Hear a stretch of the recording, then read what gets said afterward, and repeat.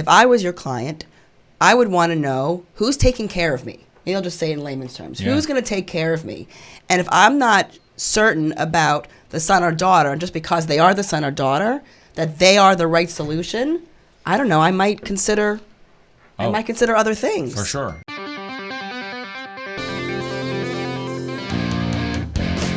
Welcome to Advisor Talk with Frank LaRosa.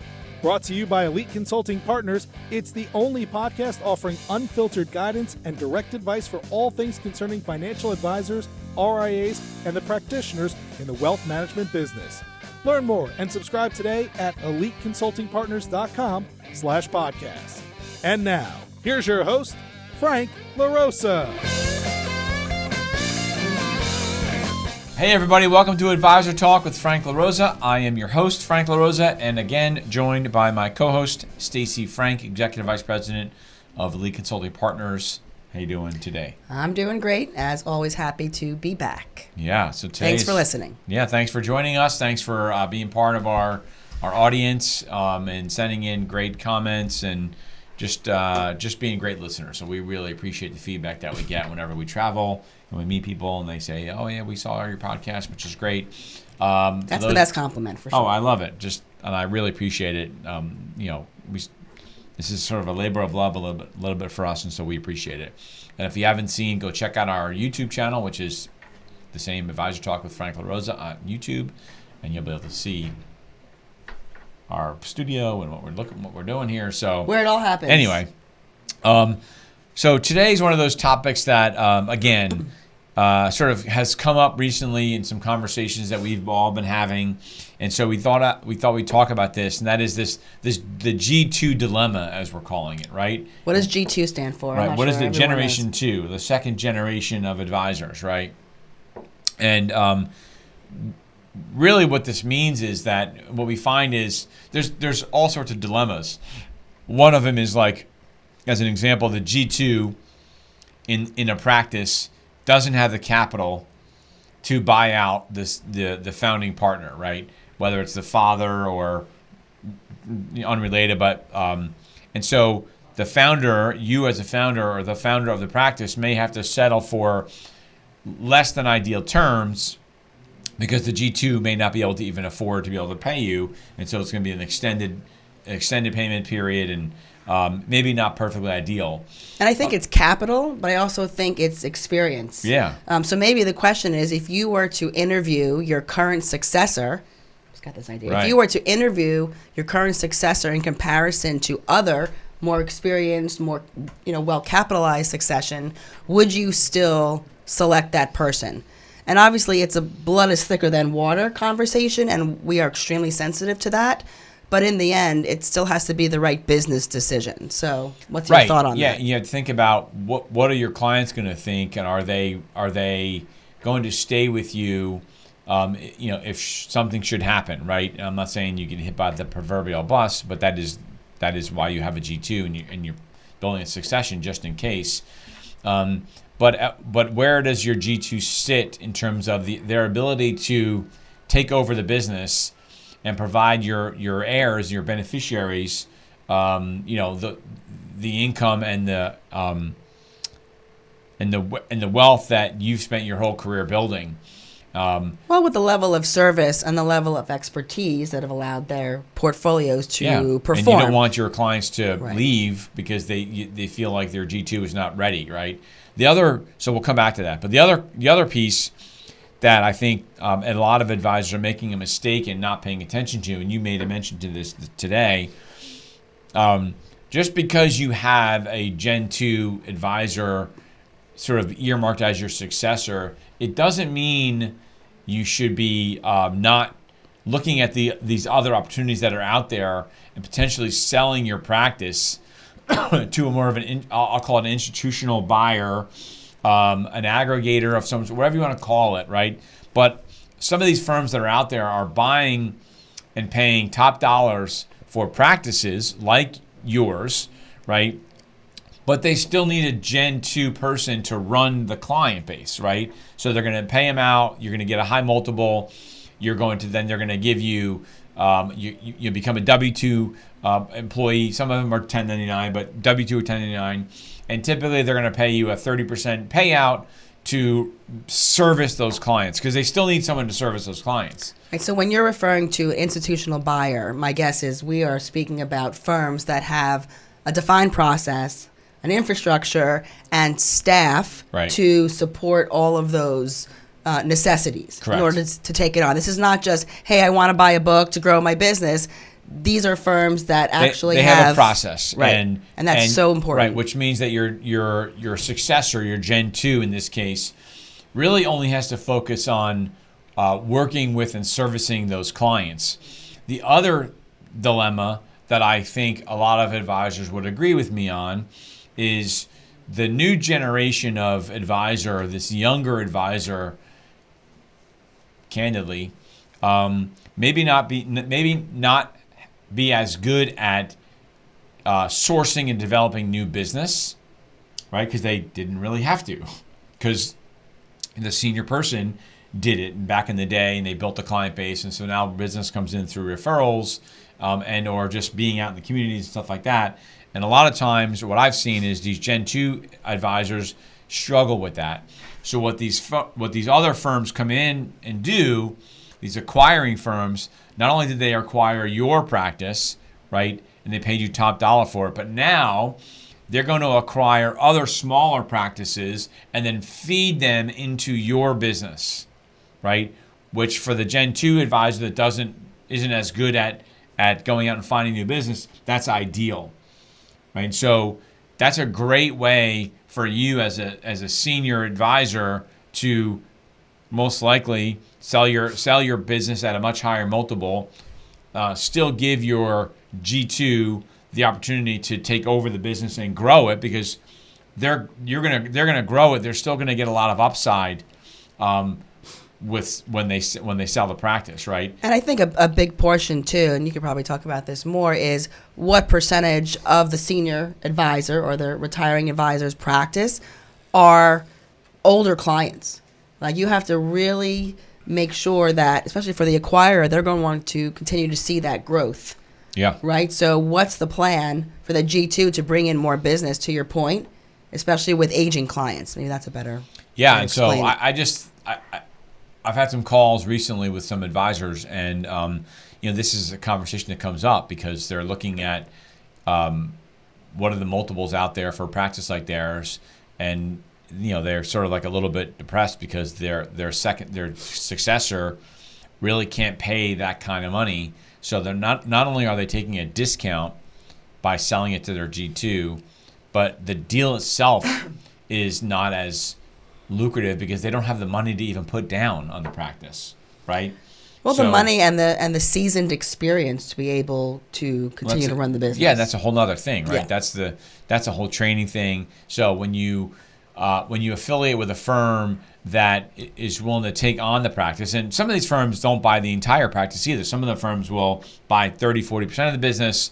They'll help then they'll start funneling business into your practice, and then you grow it, and then you can then sort of get another bite at the apple down the road, or use that as the where you take the first initial bite, and then the second bite of the apple is what helps you benefit your G2, right? Or it's your back end payment. But there's lots of ways to do it. And your comment this morning about talking to advisors, and they say that, well, I have my G2, I already have my succession plan in place. I don't really need to talk to any other firms. And to me, that was like, wow, that's so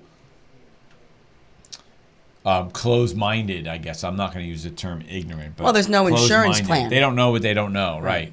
Right. There's no insurance plan, and you spend 30 years building a business, and you have to understand and be really brutally honest, which is what you're talking about. Be brutally honest about the team that you are theoretically leaving behind, and whether or not your clients are going to get service and provided service, investment management solutions, all of that stuff at the same level if you're not there, right? And that's what you should be thinking about. So even sort of on a tangent here, as you're looking at your practice and let's say you don't have a successor, that's a whole nother topic in and of itself, right? But as you're running and operating your business, you should always be thinking about how will my business function if I wasn't here tomorrow, right? And if your business isn't going to be self-sustaining and operating at the same level it is today, you as the leader are holding the business back. You as the leader are really creating your own problem because you're probably not giving up the reins, right? You're not, as you say to me, letting go of the vine, right? Letting go of the vine and letting the people around you do their job and develop their skills so that they can grow as individuals, as business people, as financial advisors, and that your clients get used to them. Sorry, go ahead. No, I was just going to say, I mean, look, we're parents, right? And it is a natural inclination for a trust factor. You sort of know what you're getting to want and have a vision for your son or daughter or a close relative to be in your business, right? There is that bond there that we will never underestimate. However, I often say to advisors, if I was your client, I would want to know who's taking care of me. Maybe I'll just say in layman's terms, who's going to take care of me? And if I'm not certain about the son or daughter, and just because they are the son or daughter, that they are the right solution, I don't know, I might consider other things. For sure. You will definitely look or at least popping my head up. For sure. Yeah. I just think that this is something that is out there and everyone wants to talk about successors. And there's so many what's the expression? The shoemaker's son has no shoes or something like that. We talk to a lot of advisors, and I'm shocked with how many of them don't have a succession plan. And even the ones that do, it's not really a solid succession plan, right? Well, they haven't done the right exercise. Again, right. I think at the beginning of our conversation, we were just saying, at least if your son or daughter, your G2 is going to be in the family, at least do some due diligence to sort of qualify that they are the right person today and long term, and that they even want to be that person. Yeah. That's a big thing. We make the assumption that, well, it's just sort of the natural course of action, but I think an analysis needs to go by, a due diligence you need to go through with someone like us to sort of make sure that that's the case. And maybe we convince you that's the case, but then you'll feel more confident with your decision. Right. Yeah, and you'll know you'll know the actions that you have to take moving forward to make sure that they can take the helm when the time is right. And if you think like it's not going to happen to me, or I have plenty of time, we've seen advisors go through this, and all of a sudden something happens, and you realize you don't have as much time as you think, and you kept putting off the planning, and now all of a sudden, and we see this all the time. Something happens, and now the firm that you're at is, sort of like the proverbial bus comes, right? And then the firm that you're at now has to sort of divvy up your accounts and spread your accounts out because you didn't set up the right system, the right process for your beneficiary, your spouse, to get paid. Because if you don't have those things in writing ahead of time, there are regulations around what a firm can and cannot do and pay and cannot pay your estate or your spouse in this case, right? And so I'm telling you, you have to have this stuff in place. Even if it's just a contingent successor, meaning you can do a contingent successor. That means if I get hit by a proverbial bus, this person takes over, right? But what we're really talking about is the Gen 2 thing. And everybody thinks that because they have a Gen 2 already assigned to them or already established, oh, well, that's going to be, that's where I want to go. What we're trying to tell you is that that's one piece of the solution, right? The other component is, can they afford to pay the value that you deserve to get on your practice and at the firm that they're at? And it doesn't mean that you shouldn't be looking around. You don't know what you don't know. And what our job is to help you understand the things that you may not know and then make an educated decision we say we empower advisors to make the right choice, the right move, not just the next move. And that right move could be staying where you are, but having an education to understand what you need to do, and maybe even going back to the company that you're at to say, hey, listen, I've identified this as a struggle of mine. My G2 needs to do these 5 things. Are there resources at the firm that I can plug him or her into to get him trained up and offload? As an example, a lot of advisors love the fact, and they sort of brag that they're good portfolio managers, right? I run my own models. Well, I'm sorry to hear that, right, is what I say usually. Because not only does that devalue your company, right, because it's not replicatable, right, but now you have inherent risk, because if something happens to you, the person that's taking over your business may not be able to repeat what you're doing. So if you want to create a more sustainable business and add and increase the value of your business, the valuation of your business, you should be thinking about how to use the firm's resources to outsource those things that you are not a professional at, right? You're a professional at gathering assets. Yes, maybe you might be a good portfolio manager, but you're not going to be as good as someone that's all they do. They talk to CEOs, they talk to the leadership at all these companies that they're investing in. I think there's this huge idea that, because you're a financial advisor, you should be proud of running money. I'm not saying don't know about the markets. What I'm saying is, you look at the totality, look at your business as a business. And the most valuable thing you can do is outsource those things so you can focus on what you do exceptionally well, and that is gather assets, right? And your G2 probably servicing those clients, right? With the wow effect. Yeah, and I think to your point, what you're trying to get the message across is that sellers, even if you have a son or daughter in the business, need to be flexible. Yes. Right? Because change is coming. Change is imminent. Yeah. Right? So we respect, and the buyers, at least the buyers in our program, respect that you run your business successfully a certain way. Your clients are accustomed to doing things a certain way. But sometimes change is good, or at least a consideration of change, so that your clients are taken care of and you get the right multiple and the right partner, successor for your business. Right. Whether it's the G2 or not the G2. Yeah, and look after your family also, right? And again, huge. The multiples that are out there right now that firms are paying are in, I'll say not in, maybe I won't say in the stratosphere, but they're very aggressive. They're very high. And if you're at that point in time where you're thinking about making a transition out or slowing down, what we're really trying to tell you is you don't have to stay where you are just because you already have a G2 and you don't want to take them out of the picture. A lot of these acquiring firms, I call them sort of professional acquirers, as we call them in our M&A department, have a solution and a need, candidly, to have a G2 in the mix. So it actually helps the process, the fact that you already have somebody with you as a partner, so that they can, they're more assured that your clients will transition over and they'll stay, which means you get a higher valuation on your business. I want to bring up something that I've noticed is a fear either of the senior partner or the dad of the G2, okay. And that is that the G2 is going to become the succession, and they need mentorship. Mm-hmm. And then in 10 years from now, they're going to be stuck. But in reality, and this is really important, and we work with a number of firms like this, that the firms recognize that the 35-year-old is going to be very different from the G2 when they're 45 and may want to grow their own business. Correct. And expand their own client base, maybe some younger business owners or whatever it is, that the right succession, the right firms coming in, provide that mentorship and the capability to coach the G2 for 10 years from now, so that they can build their book outside of Correct. the parents' book. Does that make sense? Yeah. And that's the whole, you don't know what you don't know.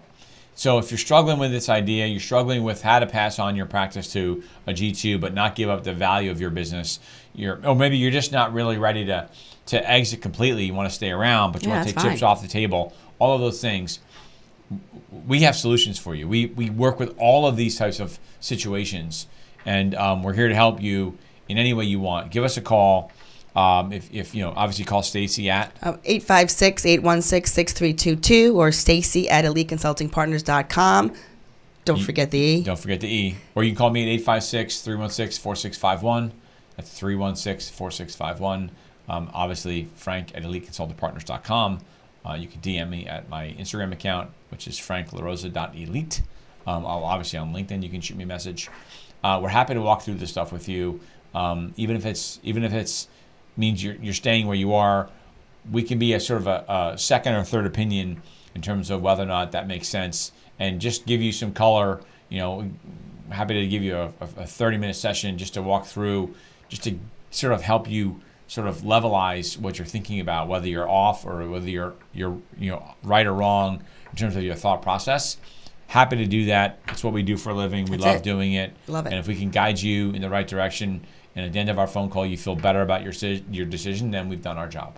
So anyway, with that said, that was short and sweet. Thanks so I hope much. that you take that, and if you know anybody that might also be in this situation, please share the video. And if they can give us a call, that'd be great as well. And you never know who you can help. So anyway, thanks for watching. Thank you. Bye-bye. Thanks for listening to Advisor Talk with Frank LaRosa.